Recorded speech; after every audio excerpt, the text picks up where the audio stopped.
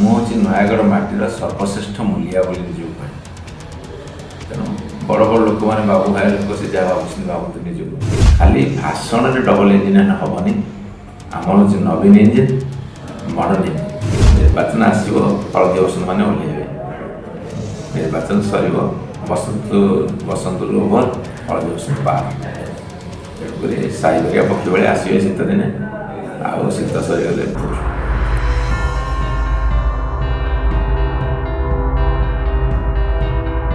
ନିର୍ବାଚନ ଗଣତନ୍ତ୍ର ଏକ ଅଂଶବିଶେଷ। ଯିଏ ବର୍ଷ ସାରା ସଂଗଠନ କାମ କରୁଥାଏ ଏବଂ ଲୋକମାନଙ୍କ ଭିତରେ ଥାଏ ଏବଂ ଲୋକମାନଙ୍କର କାମ କରୁଥାଏ, ନିଜ ନିର୍ବାଚନ ମଣ୍ଡଳୀର ଉନ୍ନତିର କଥା ଦେଖୁଥାଏ, ସେତେବେଳେ ନିର୍ବାଚନ ଆସିବ, ନିର୍ବାଚନ ଯିବ ଏବଂ ବର୍ଷ ସାରା ଆମେ ଯେହେତୁ ପ୍ରସ୍ତୁତ ହୋଇଥାଉ, ଯେତେବେଳେ ନିର୍ବାଚନ ଆସିଲେ ଆମେ ସମ୍ମୁଖୀନ ହୋଇଥାଉ। ସାର୍, ଆପଣ ଯେଉଁ ଗୋଟେ ଲାଗିଛି ଆମ ପାଇଁ ବଡ଼, ଆମ ନୟାଗଡ଼, ସେ ତ ସବୁବେଳେ ସମସ୍ତଙ୍କ ପାଇଁ ବଡ଼ ଥିଲା। ଯିଏ ନୟାଗଡ଼ିଆ ତା ପାଇଁ ବଡ଼। ପୁଣି ଥରେ ନାରା ଦେବାର ଆବଶ୍ୟକତା କ'ଣ ହେଲା? ଶୁଣନ୍ତୁ, ଆମେ ଯେଉଁ ମାଟିରେ ଜନ୍ମ ନେଇଛେ, ଯେଉଁ ମାଟିରେ ବଢ଼ିଛେ, ସେଇ ମାଟି ମାଆର ଗୁଣ ବନ୍ଦନା କରିବା କ'ଣ ଅସୁବିଧା ଅଛି? ତେଣୁ ଏଭଳି ଏକ ସ୍ଲୋଗାନ ଅନ୍ତରାତ୍ମା ଭିତରୁ ଆସେ, ହୃଦୟର ସ୍ୱର, ଯେଉଁଥିରେ ମାଟି ମାଆକୁ ସମ୍ମାନିତ କରାଯାଏ, ତା'ର ଗୌରବ ବୃଦ୍ଧି କରାଯାଏ।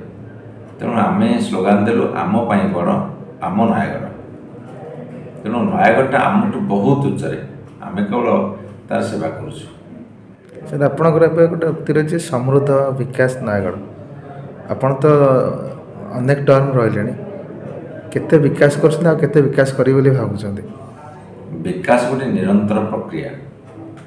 ଆପଣ ଦେଖନ୍ତୁ, 1000 ବର୍ଷ ତଳେ ଯେତେବେଳେ ସମାଜ ଥିଲା, ସେତେବେଳେ ଯାହା କାମ ହେଉଥିଲା, ତା ପରବର୍ତ୍ତୀ ସମୟରେ 500 ବର୍ଷ ହେଉ, 100 ବର୍ଷ ହେଉ, ବର୍ତ୍ତମାନ ହେଉ, ଆଗାମୀ 50 ବର୍ଷ ପରେ ହେଉ, 100 ବର୍ଷ ପରେ ହେଉ, 500 ବର୍ଷ ପରେ ହେଉ, ବିକାଶ ପ୍ରକ୍ରିୟା ଜାରି ରହିବ। କିନ୍ତୁ ବିକାଶଟାକୁ କେତେ କ୍ଷିପ୍ର ଗତିରେ ଆଗକୁ ନେବ, ସେଇଟା ସେଇ ସମୟର ଆହ୍ୱାନ। ତେଣୁ ନୟାଗଡ଼ ଯେତିକି ଜୋରରେ ପ୍ରଗତି କରୁଛି, ତାହା ଓଡ଼ିଶାରେ ଗୋଟେ ଉଦାହରଣ ପାଲଟିଛି ଏବଂ ନୟାଗଡ଼ ନିର୍ବାଚନ ବିକାଶକୁ ଆଜି ଉଦାହରଣ ଭାବରେ ଗ୍ରହଣ କରାଯାଉଛି। ତେଣୁ ଆମେ କହିଛୁ ଏ ବିକାଶର ମହାପର୍ବ ଚାଲିଛି। ଆଗାମୀ ଦିନରେ ଆମର ସ୍ଲୋଗାନ ହେଉଛି ମହାବିକାଶର ମହାପର୍ବ। ସାର୍, ଆପଣଙ୍କୁ ଦେଖିଲେ ତ କିଏ ପୂର୍ଗା କହିବେନି, ବରିଷ୍ଠ କହିବେ। ତେବେ ଯେତେ ନିର୍ବାଚନ ଆପଣ ଦେଖିଦେଲେଣି, ଯେତିକି ଏକ୍ସପିରିଏନ୍ସ କଲେଣି, କିଛି ପରିବର୍ତ୍ତନ ଦେଖୁଛନ୍ତି? ହଁ, ପରିବର୍ତ୍ତନ ମୁଁ ଦେଖୁଛି। ପରିବର୍ତ୍ତନ ହେଉଛି, ଯେଉଁମାନେ ନିର୍ବାଚନ ଲଢ଼ିବାକୁ ଆସନ୍ତି, ଜଷ୍ଟ ନିର୍ବାଚନ 6 ମାସ ବର୍ଷେ ଥିବ ଆସିବେ, ଆଉ ନିର୍ବାଚନ ସରିଲେ ପଳେଇବେ ଯେ ଆଉ ଖୋଜିଲେ ମିଳିବ। ସେଇ ପରିବର୍ତ୍ତନ ମୁଁ ସବୁଥର ଦେଖୁଛି। ସାର୍, ଏବେ ଆପଣ 9 ଆଉ 10 ତ ଶୁଣିଥିବେ, ଆଜି ବହୁତ ପେପରରେ ବି ଆସିଛି। ଆପଣ 9 ତାରିଖ ନା 10 ତାରିଖ? ମୋର ଯେତିକି ବିଶ୍ୱାସ ଅଛି, ମାନ୍ୟବର ମୁଖ୍ୟମନ୍ତ୍ରୀ ନବୀନ ପଟ୍ଟନାୟକଙ୍କୁ ଓଡ଼ିଶାର ଜନସାଧାରଣ ବହୁତ ଭଲ ପାଆନ୍ତି। ତା'ର ଏକମାତ୍ର କାରଣ ହେଉଛି, ସିଏ କହିଛନ୍ତି ଓଡ଼ିଶା 4.5 କୋଟି ଜନସାଧାରଣ ମୋ ପରିବାର। ତେଣୁ ପରିବାରର ବ୍ୟକ୍ତିକୁ ସମସ୍ତେ ଚାହିଁବେ ତାଙ୍କର ମୁଖିଆ ଭାବରେ ନିଯୁକ୍ତି ହେବା ପାଇଁ।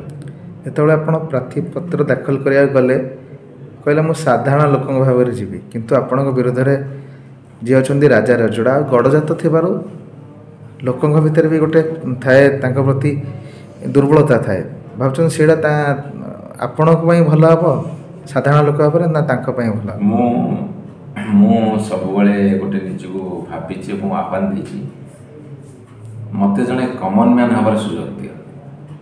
କାହିଁକିନା ଆଜିକାଲି କିଏ MLA ମନ୍ତ୍ରୀ କି ଗୋଟେ ବଡ଼ ଅଫିସର ହେଇଗଲେ ଲୋକମାନେ ଭାବନ୍ତି ଗୋଟେ କ୍ଷମତା, କିନ୍ତୁ ମୁଁ ସେଇଥିରେ ନାହିଁ। ବରଂ ଗୋଟେ ସାଧାରଣ ମଣିଷ ହେବା ପାଇଁ ଚେଷ୍ଟା କରିବା ଗୋଟେ କଠିନ ସାଧନା। ବଡ଼ ଲୋକ ହେଇଯାଇପାର, କିନ୍ତୁ ସାଧାରଣ ମଣିଷ ହେବା ପାଇଁ ଚେଷ୍ଟା କରିବା ଗୋଟେ ଦୀର୍ଘ ସାଧନା କହିଲେ ଭୁଲ ହେବନି। ଏଇଟା ହେଲା ପ୍ରଥମ କଥା। ଦ୍ୱିତୀୟ କଥା ହେଉଛି, ମୁଁ ହେଉଛି ନୟାଗଡ଼ ମାଟିର ସର୍ବଶ୍ରେଷ୍ଠ ମୂଲିଆ ବୋଲି ନିଜକୁ କହେ। ତେଣୁ ବଡ଼ ବଡ଼ ଲୋକମାନେ ବାବୁ ଭାଇ ଲୋକ ସେ ଯାହା ଭାବୁଛନ୍ତି ଭାବନ୍ତୁ ନିଜକୁ। ମୋତେ ଗୋଟେ ମୂଲିଆ ଭଳି କାମ କରିବାକୁ ଦିଅ। 24 ଘଣ୍ଟାରୁ 24 ଘଣ୍ଟା କ'ଣ 42 ଘଣ୍ଟା ହେଲେ ମୁଁ କାମ କରିବା ପ୍ରସ୍ତୁତ ଅଛି, କରୁଛି। ସାର୍, ବିଜୟର ତ ଆଶା ନିହାତି ଥିବ। ଯେଉଁ ପ୍ରାର୍ଥୀପତ୍ର ଦାଖଲ ସମୟରେ ଜନସମୁଦ୍ର ଦେଖାଯାଇଥିଲା, ସେଟା ଜନସମର୍ଥନ ହେଇ ପୁଣି ମତଦାନରେ ପରିଣତ ହେବ ତ? ଶୁଣନ୍ତୁ, ଯେତେବେଳେ ନାମାଙ୍କନ ପତ୍ର ଆମେ ଭରିବାକୁ ଗଲୁ ତା ପୂର୍ବରୁ ମୁଁ ସମସ୍ତଙ୍କୁ ଗୋଟେ ଅନୁରୋଧ ଜଣାଇଥିଲି, ଆଜି ନାମାଙ୍କନ ପତ୍ର ଭରାଯିବ, ଆପଣମାନେ ଯୋଗ ଦେବେ। ଏବଂ ସବୁଠାରୁ ବଡ଼ କଥା, ଏ ଯେଉଁ ଖରା ହେଉଥିଲା, ସେ ଖରାରେ ମାଆ ମାନେ, ଗୁରୁଜନ ମାନେ, ଯୁବକମାନେ ଯେଉଁଭଳି ଭାବରେ 2-3 କିଲୋମିଟର ଚାଲିଲେ, ସେଥିରୁ ଆପଣ କ'ଣ ବୁଝିବେ? ସେଇଟା ତାଙ୍କର ହୃଦୟର ଗୋଟେ ଆହ୍ୱାନ ଏବଂ ତାଙ୍କର ଗୋଟେ ଆଶୀର୍ବାଦ। ଏବଂ ସେତିକି ଭଲ ନ ପାଇଲେ ଏଇ ଟାଇଁ ଖରାରେ ଝାଳ ବହିଯାଉଥିବ, କ୍ଳାନ୍ତ ହୋଇପଡ଼ୁଥିବ, କେହି ଚାଲିବେନି। କିନ୍ତୁ ମୁଁ ଦେଖିଛି ସମସ୍ତେ ଚାଲିଥିଲେ। ସେଇଟା ମୋ ପାଇଁ ବହୁତ ବଡ଼ ସୌଭାଗ୍ୟର କଥା। ଆଜ୍ଞା, ଗୋଟେ କବି ଲେଖକ ଭଲ ରାଜନେତା ହେଇପାରିବ? ଗୋଟେ ସମ୍ବେଦନଶୀଳ ମଣିଷ ହିଁ ଭଲ ରାଜନେତା ହେଇପାରିବ। ଆଉ ସମ୍ବେଦନଶୀଳତା ଯଦି ଥିବ, ତାର ଲେଖାରେ, କଥାରେ, ବାର୍ତ୍ତାରେ, ଆଚାର ବ୍ୟବହାର, ଚାଲିଚଳନରେ ତାହା ପରିସ୍ଫୁଟ ହେବ। ତେଣୁ ମୁଁ ସେଇ ଧାରାରେ ଚାଲିଛି। ଆଜ୍ଞା, ଏବେ ଆପଣ ଯେଉଁ ବିଜେତା ଆଉ ଯିଏ ରହିବ ତା ଦ୍ୱିତୀୟରେ, ତା ଭିତରେ ଭୋଟର ବ୍ୟବଧାନ କେତେ ରହିବ ବୋଲି ଭାବୁଛନ୍ତି? କିଛି ଭୋଟର ବ୍ୟବଧାନ ଆକଳନ ସେଇଟା ଜନସାଧାରଣ କରିବେ, ଆପଣ କରିବେ। କିନ୍ତୁ ମୋର ଗୋଟେ ସିଧାସଳଖ କଥା ହେଉଛି, ଯେତେବେଳେ ମାଆଟିଏ ଛୁଆଟିଏ ଜନ୍ମ କରେ, ତାର ଲାଳନ ପାଳନ ସେ ବଡ଼ ଯତ୍ନ ସହକାରେ କରେ।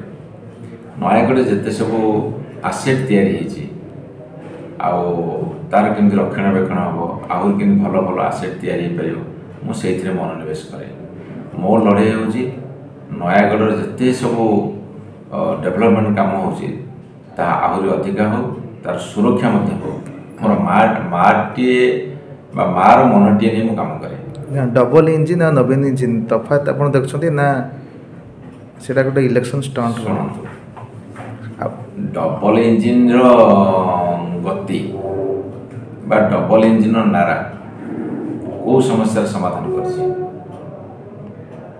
କିନ୍ତୁ ନବୀନ ଇଞ୍ଜିନ୍ ହେଉଛି ସବୁବେଳେ ମଡ଼ର୍ଣ୍ଣ ଇଞ୍ଜିନ୍। ତେଣୁ ମଡ଼ର୍ଣ୍ଣ ଇଞ୍ଜିନ୍ ବହୁତ ଜୋର ଯିବ। ଆପଣ ଦେଖନ୍ତୁ, ଇଞ୍ଜିନ୍ର କାମ କ'ଣ? ଗତିଶୀଳ କରାଇବା। ଆମେ ଗତିଶୀଳ ଅଛୁ, ପ୍ରଗତିଶୀଳ ଅଛୁ, ଜନସାଧାରଣ ସାଥିରେ ଅଛୁ, ତାଙ୍କ ପାଇଁ ଅଛୁ। ଓଡ଼ିଶା ଏକ ପଛୁଆ ରାଜ୍ୟର ଏକ ଅଗ୍ରଣୀ ରାଜ୍ୟରେ ପରିଣତ କରିବା ସମସ୍ତ ଉଦ୍ୟମ କରାଯାଇଛି। ରାଜସ୍ୱ ବଳକା ରାଜ୍ୟରେ ପରିଣତ ହେଇଛି। ଆଜି କୃଷକମାନଙ୍କର ଆୟ ନ୍ୟାସନାଲ୍ ହାର ତୁଳନାରେ ଆମେ ଆଗକୁ ଯାଇଛୁ। ସବୁ କ୍ଷେତ୍ରରେ ବହୁତ ଆଗକୁ ଓଡ଼ିଶା ଚାଲିଯାଇଛି। ଗ୍ରାମ୍ୟ ରାସ୍ତା ନିର୍ମାଣ କରିବାରେ, ଗ୍ରାମ୍ୟ ଗୃହ ନିର୍ମାଣ କରିବାରେ, ସହରାଞ୍ଚଳ ବିକାଶ କରିବାରେ, ସ୍ୱାସ୍ଥ୍ୟ ସେବାରେ, ମିଶନ ଶକ୍ତିରେ, ଛାତ୍ରମାନଙ୍କ ପାଇଁ ଆପଣଙ୍କର ଯେଉଁ ନୂଆ ଯୋଜନା, ନୂଆ କି ଯେଉଁ ମ୍ୟାଜିକ୍ କାର୍ଡ଼, ଆଉ ଏବେ ତ କୁହାହେଲାଣି ୟୁଥମାନଙ୍କ ପାଇଁ ଗୋଟେ ସ୍ୱତନ୍ତ୍ର ବଜେଟ୍ ହେବ, ଯେଉଁ ବଜେଟ୍ରେ ମାନେ ତା'ର ବହୁତ ଗୁଡ଼ିଏ ଦିଗ ଅଛି। ତେଣୁକରି ଇଞ୍ଜିନ୍ଟା ଗତିଶୀଳ ହେବା ଦରକାର। ଖାଲି ଭାଷଣରେ ଡବଲ ଇଞ୍ଜିନ୍ ହେବନି। ଆମର ହେଉଛି ନବୀନ ଇଞ୍ଜିନ୍, ମଡ଼ର୍ଣ୍ଣ ଇଞ୍ଜିନ୍। ହଠାତ୍ ଗୋଟେ ନିର୍ବାଚନ ବେଳେ ଓଡ଼ିଆ ଅସ୍ମିତା କଥା ଆସୁଛି, ସବୁ ନିର୍ବାଚନ ବେଳେ ଏଇ କଥାଟା ଆସୁଛି। ସେ ବିଷୟରେ କ'ଣ କହିବେ? ଆମର କ'ଣ ଅସ୍ମିତାଟା ଓଡ଼ିଆଙ୍କର ଅସ୍ମିତା ନାହିଁ? ଓଡ଼ିଆ ଅସ୍ମିତା ଯେ ଓଡ଼ିଶା ବି କାମ କରିବ, ଓଡ଼ିଆ ଜାତି ବି କାମ କରିବ। ଆଜି ଓଡ଼ିଆ ଭାଷାକୁ ଶାସ୍ତ୍ରୀୟ ମାନ୍ୟତା କି ଆପଣଙ୍କର ଓଡ଼ିଆ ବିଶ୍ୱବିଦ୍ୟାଳୟ କଥା ହେଉ, ଏବଂ ଓଡ଼ିଶାର କଳା ସଂସ୍କୃତିକୁ ଆହୁରି ଉଜ୍ଜୀବିତ କରିବା ପାଇଁ ହଜାର ହଜାର କୋଟି ଟଙ୍କାର ବଜେଟ୍ ଢାଳିବା କଥା ହେଉ, ଏଥିରୁ ଆପଣ ଦେଖୁନାହାନ୍ତି। ଓଡ଼ିଆ ଅସ୍ମିତା କହିଲେ ଓଡ଼ିଆର କଳା, ସାହିତ୍ୟ, ସଂସ୍କୃତି, ପରମ୍ପରା ତାକୁ ପୁନରୁଦ୍ଧାର କରିବ, ତାକୁ ଉଜ୍ଜୀବିତ କରିବ, ତାକୁ ପୁନର୍ଜୀବିତ କରିବ, ତାକୁ ବଞ୍ଚେଇ ରଖିବ। ଏସବୁ କଥା ଓଡ଼ିଆ ଅସ୍ମିତାର କଥା। ରାଜ୍ୟ ସରକାର କେତେ ପଇସା ଖର୍ଚ୍ଚ କରୁଛନ୍ତି, କେନ୍ଦ୍ର ସରକାର କେତେ ଦେଇଛନ୍ତି, ସେଇଟା ଗୋଟେ ତୁଳନା କରିଦେଲେ ଭଲ ହେବ। ଆପଣ ଜିତିବା ପରେ ଯେଉଁ ଏଥରକ ନିର୍ବାଚନର କ'ଣ ରଖିଛନ୍ତି, ଆଉ କେତେ ଆଗକୁ ନେଇଯିବେ? ବହୁତ ଏ ବିଷୟରେ ଆଉ ଗୋଟେ ଆଲିଗେସନ୍ ଅଛି, ଏଠି ନିଯୁକ୍ତିର ସୁଯୋଗ ନାହିଁ। ଶୁଣନ୍ତୁ, ଆମେ ଭାରତବର୍ଷରେ 2 କୋଟି ଚାକିରି ପ୍ରତିବର୍ଷ ଦେବୁ ବୋଲି କହିଥିଲୁ। ଯଦି 2 କୋଟି ଚାକିରି ଦେଇଥାନ୍ତେ, ଆମ ଓଡ଼ିଶାର ଜନସଂଖ୍ୟା ଧରନ୍ତୁ टोटाल नेशनल एवरेज 3 ରୁ 4%। जदि 2 कोटी दे ताले हमको 8 लाख चाकरी वर्ष मिलता ताले 10 वर्ष रे जो 14 मसीह 2024 मसीहा केंद्र सरकार आसिले ताले 10 वर्ष रे 10 80 लाख नियुक्ति सृष्टि प्रश्न से पचरा जाऊ आमर व्यापक सुजोग तैयारी कराई स्वयं योजना हो एवं यूथ बजेट आसो जाऊँगी जो जुगान्तकारी पदक्षेप कथा हो छात्र मान जो कार्ड कथा कराई से निज पकेट को पैसा आसो कार्ड को भविष्य बापा माँ बड़ रही आम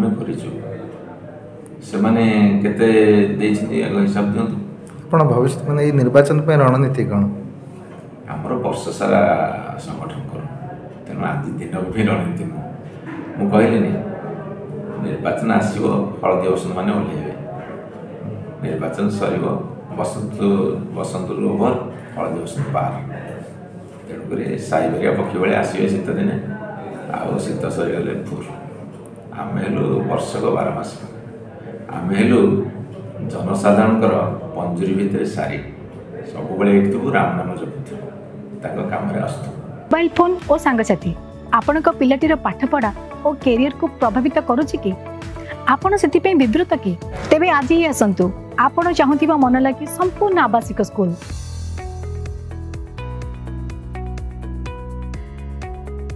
TSG गुरुकुल गोठपाटण भुवनेश्वर।